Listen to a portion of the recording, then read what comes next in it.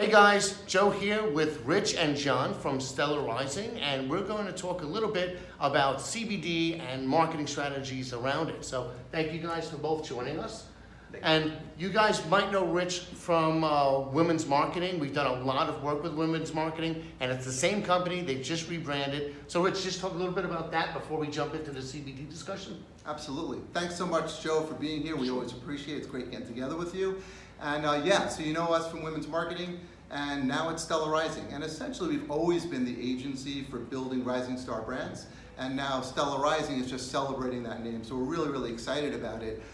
When we look at product categories that are growing in the health and beauty area, CBD is obviously on everyone's mind, whether it's retailers, whether it's manufacturers and suppliers. And really what we're trying to do now is research and really figure out what are the building blocks, and in all the services that we offer, what are the best ways to build brands.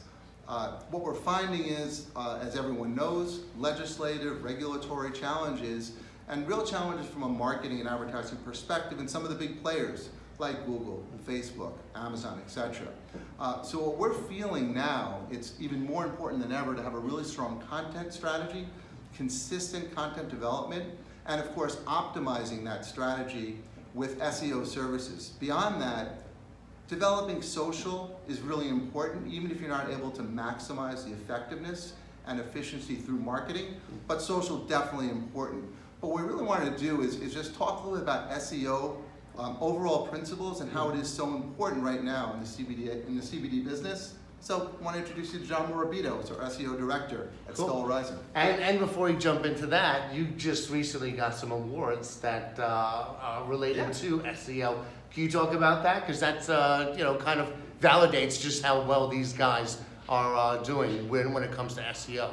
Yeah, absolutely. So sort of going in reverse chronological order, I was personally recently nominated for Search Personality of the Year by the Drum Search Awards. Thank you.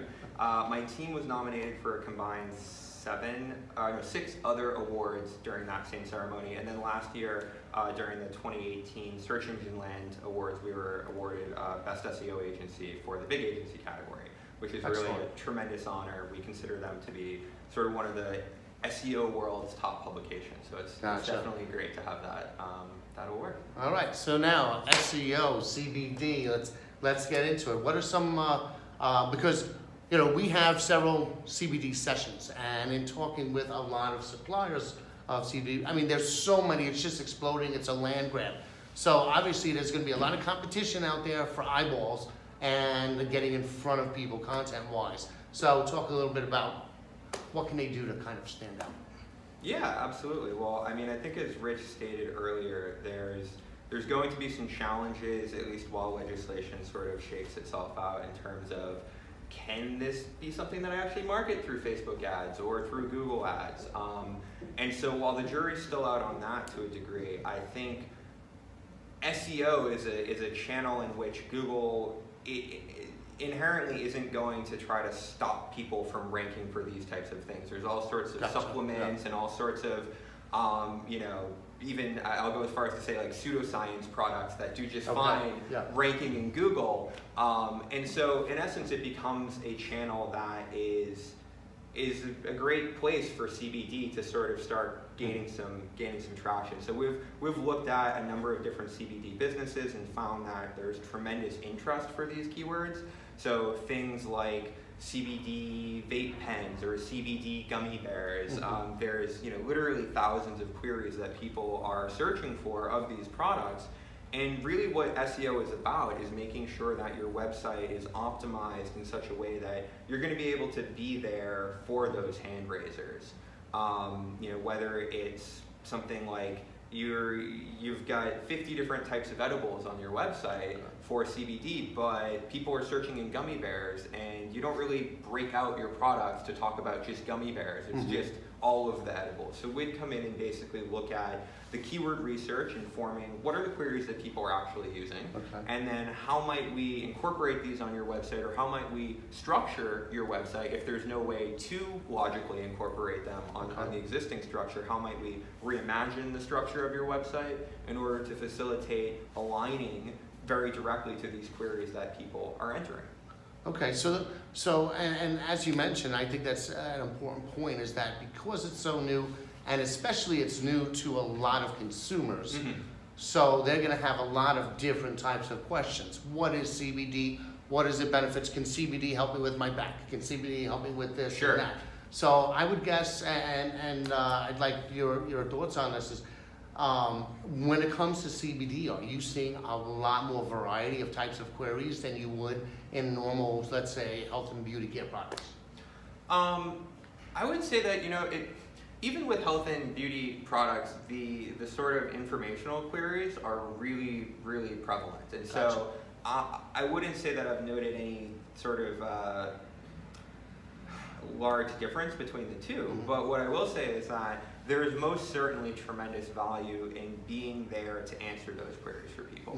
And right now, with it being such an emerging market, there's a real opportunity for a leader to sort of come out who is not only making the right steps from a product standpoint, but also from a research standpoint, and backing it up and then providing that content to their users, right?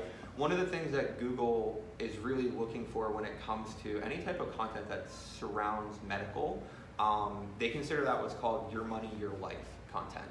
And what that really means is they hold content that could impact your wallet or your life, your health, your well-being to a higher regard from other content on the web. Okay. Which means that if you're talking about, how can CBD help my, bulging disc pain or my sciatic nerve pain or something like that, they want to see that you're backing up that information with authoritative sources, that maybe it's being written by someone who is a doctor or who maybe is a physician or a physiatrist even, and has a certain level of expertise.